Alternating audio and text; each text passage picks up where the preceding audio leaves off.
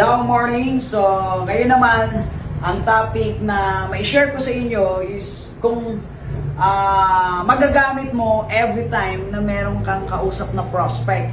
Meron kang, meron kang kachat, meron kang, na hindi mo siya ganun kakilala. Okay, eto, kasi more on, guys, believe me, ang magtitiwala sa'yo dito or more on makakasama mo talaga pagdating sa negosyo ay strangers. Believe me, strangers. Ako na lang, ni isang kapatid ko, walang naniniwala sa akin. Ni isa sa kapatid ko, walang naniniwala sa akin. At wala sa ni isa sa pamilya ko ang sumabay sa negosyo na ganito. Tama?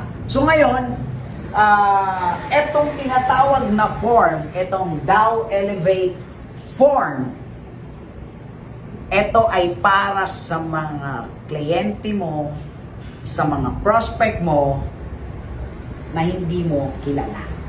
Yung nakilala mo lang sa online, nakilala mo sa Facebook, nakilala mo sa TikTok, sa Instagram, okay, mga nakausap mo sa Vigo Live, okay? So, maraming tao na nandyan sa mga social media accounts natin. So, ano ba yung tinatawag na form? Gaano ba ka-importante na ma-form mo ng maayos yung prospect mo? Okay? Form. F stands for family. O, occupation. R for recreation. And M for message. Okay? F, family. Kapag kausap mo prospect mo, alamin mo family background niya. Alamin mo, may trabaho ba tatay niya? Okay, kasi magkukwento yan eh. Na tatay niya may sakit, okay? Nanay niya may sakit, di ba? Kapatid niya may sakit, okay? Pagdating sa family, ilan ba silang magkapatid? Pero wag yung parang nag-form ka na, parang ka nang nag-boy abunda yung nag-fast talk ka na. Hindi ganun. Dapat nagagamit mo pa rin yung 3F at isasabay mo yung form. Ang 3F pala at ang form ay magkakambal yan. Ulitin ko. Ang 3F rule at ang form ay magkakambal yan every time na may kausap kang prospect. Okay? Family. Balik tayo dito sa family. Kamustahin mo, anong sitwasyon meron yung family niya. Nalalaman mo, siya lang pala yung breadwinner. Maisip mo, wow, para sa kanya yung business. Kasi bakit? Sa negosyo natin, pwede siyang kumita. Lalo na kapag nagseryoso siya. Tama? Pag sinabi niya na parents siya may sakit, kapatid niya may sakit, wow, good news! Kasi meron tayong produkto para sa ganong sakit. Okay? Ngayon naman kung siya yung tipong, alam mo yung gustong pumuti, may produkto tayo, may sabon tayo para pumuti, okay? May glutathione tayo, tama? Merong coffee lover pala siya, meron tayong kape. And hindi lang basta-basta nagkakape, kundi meron ding ibang benefit sa katawan. Nagkakape ka na, nagbabitamins ka pa. Nagkakape ka na, sumisexy ka pa. Kasi bakit? Meron tayong coffee para mag-slim. Tama, yung merong medyo, hindi naman mataba, yung medyo chubby lang. Okay, so, alamin mo, sa family. And sino siya pagdating sa family? Okay, siya ba yung tipong single mom? Binubuhay ang pamilya, ang magulang, binubuhay yung mga kapatid, and at the same time, single mom. So, dapat alam mo yun. Kapag mga ganong klaseng tao, yun yung mga dapat ino-offera na mga ganitong klaseng opportunity. Why? Kasi mga tao na yan, especially kung OFW na yan, sobrang taas ng pangarap niyan, ang tayog ng pangarap niyan para sa pamilya niya. Kaya siya nag-sacrifice na lumayo sa pamilya niya, nagpunta sa ibang bansa kasi meron siyang pangarap sa family niya. So meaning, yung family background niya ngayon, alam mo na. Next is O. Nalaman mo yung occupation niya, wow, OFW pala siya from Saudi, from Kuwait, from UAE, Dubai, Hong Kong, Singapore, Qatar, Japan, Korea, saan man siya. Sulok ng mundo, US man siya, sa Europe man siya. So nalaman mo yung occupation niya, ito pala trabaho niya, DH siya, manager pala siya doon, store manager pala siya doon. Nalalaman mo yung occupation niya, tapos, hindi pala sapat ang ipon niya. Pag sinabi niya, ano ako dito, wow, ang ganda naman po ma'am ng trabaho niyo. Ang sagot, pag sinagot niya, oo nga po, pero wala pa din ipon. Tama. Kapag ganun yung, wow, para sa kanya yung negosyo, ting! Para sa kanya yung business. Tama, kasi kahit may trabaho pala siya, wala din pala siyang ipon. Kasi sa totoo lang, yung sa panahon ngayon, kahit OFW ka na, ang feel mo, ang laki ng kinikita mo, sa totoo lang, hindi lahat ng OFW ay may ipon. Hindi lahat ng OFW ay may natitira sa sahod kasi bago yan umalis, automatic meron niyang utang na bonggang utang. Bihira ang taong walang utang. So para makabayad sa utang, kailangan magkaroon ng extra income. So yung work niya hindi sapat. Next is recreation. Ma'am, sir, by the way, kapag po ba day off nyo, kapag po ba free time nyo, ano po ba yung ginagawa nyo? Recreation. Meron dyan, ako po, nagti-TikTok po ako.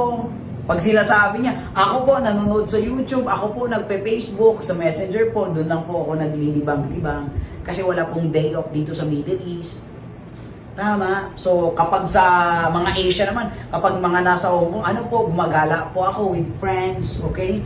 Gumagala po ako with my cousins, di ba? Kasintahan pala, joke lang. So, pagdating sa recreation, ibig sabihin, doon mo malalaman kung anong pinagkakaabalahan niya every time na may free time siya. Kasi marami kasing nagsabi, wala akong time dyan, pero may time na nag-Facebook. Wala akong time dyan, pero nagti-TikTok, kumikending-kending sa TikTok. Tama? Tumatambay dun sa YouTube kay Tulpo, ano mga update doon. Pagdating sa balitaang politika, napaka-active, pinaglaban, lahat-lahat. Ibig sabihin, kasinungalingan na wala siyang time. Sinasabi lang niya yon kasi hindi niya na-manage yung time niya ng maayos. So, ibig sabihin, meron at meron siyang time. Pwede niya itong gawin 1 to 2 hours a day na magawa ang negosyo. So, kapag sinabi ng prospect mo wala siyang time, it's okay. Kasi bakit? Merong social media. Makikita mo kung ano ang ginagawa niya. Alright? Pwede mo rin sabihin sa kanya, ma'am, nagti-TikTok po pala kayo, ipapalo ko po kayo, ano po ba yung accounts nyo? And malalaman mo doon ano yung kahiligan niya. And kung ano ang hilig niya, kailangan magiging hilig mo din para magkasundo kayo. That is form. Message! Last message. Ang sasabihin mo sa kanya, ay ma'am, okay lang ba? Pakilala kita sa mentor ko kasi alam niyo po, yung mentor ko, OFW din before sa Hong Kong. OFW din sa Saudi, OFW yung mentor ko. Kung anong background ng mentor mo, ma'am, pwede ko ba kita ipakita? Ano ba ako ipakilala mo, ma'am, pakilala kita sa mentor ko. Gwapo po siya. Ay, joke lang. Pakilala kita sa mentor ko. Yung mentor ko po ay dating katulong, dating balut vendor, okay? Dating chicharon and newspaper vendor, okay? Dating guard. Siyempre, ako pinapakilala mo eh. Dating janitress, dati siyang factory worker na ngayon nag-succeed sa ganitong klaseng negosyo. And good news, ma'am, alam ko na kaya kanyang tulungan. Ma'am, alam ko po na may pangarap ka sa family. Ma'am, alam ko po na kaya ka ng ibang bansa kasi may dreams ka para sa family mo. Alam ko po, ma'am, na yung kinikita niyo, sabi niyo nga po, hindi sapat. Malay niyo po, yung isi-share ko sa inyong business, magiging open-minded ka lang. Kasi bakit? Ang taong open-minded, pagdating sa iba't ibang opportunity, mas mabilis pasukan. Tama? Ma'am, alam ko po na meron kang free time, so wala na siyang lusot. Masabi niya wala siyang time. Kasi bakit? Ang goal lang naman natin is ma-share ang business para kumita din siya kagaya. Tama? So, ganun pala ginagawa sa form. Ay, ganun pala pini-perform yung form. Ganun pala makipag-usap sa prospects. Ganun pala makipag-conversation sa prospect. So ngayon, kung ganun pala makipag-usap, ngayon alam mo na, yun pala yung tama, hindi pala, "Hi po, kumusta po, kumain ka na po ba, kumusta na po, ano po yung ulam nyo," yung mga ganun, kailangan, pwede mo naman itanong yun, wala namang masama. Pero kailangan, every time nakausap mo yung prospect mo, with quality time, na nalalaman mo kung ano ito pagdating sa kanya. Ganun ka-importante ang form. Ulitin ko, ang form ay kakambal ng 3F. Yung feel, felt, and found, tapos nalalaman mo to sa kanya. Para alam mo kung ano ang kailangan niya.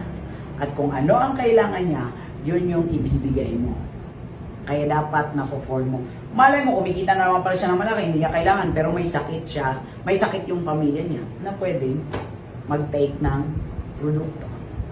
Malay mo, healthy naman family niya, pero kulang yung kinikita, so kailangan niyang magkaroon ng extra income, lalo na kung may binabayaran pang utang, or lalo na kung yung OFW na yan, yung client mo na yan, yung prospect mo na yan, ay mapangarap na tao. Mas masarap magsama-sama ang mga tao mapangarap. Kaya kung may pangarap ka, pag napanood mo tong video na to, lalo na kung hindi ka pa member, i-PM mo yung taong nag-share ng video na to. Pwede ka sa Dow Elevate. And ngayon pa lang, alam ko na mapasama ka sa amin dito sa Dow Elevate. So yun lang, ganun lang gagawin yung form, and I hope na mai-apply mo ito araw-araw every time na may kausap kang prospect. This is J. Alausa and Dow Morning.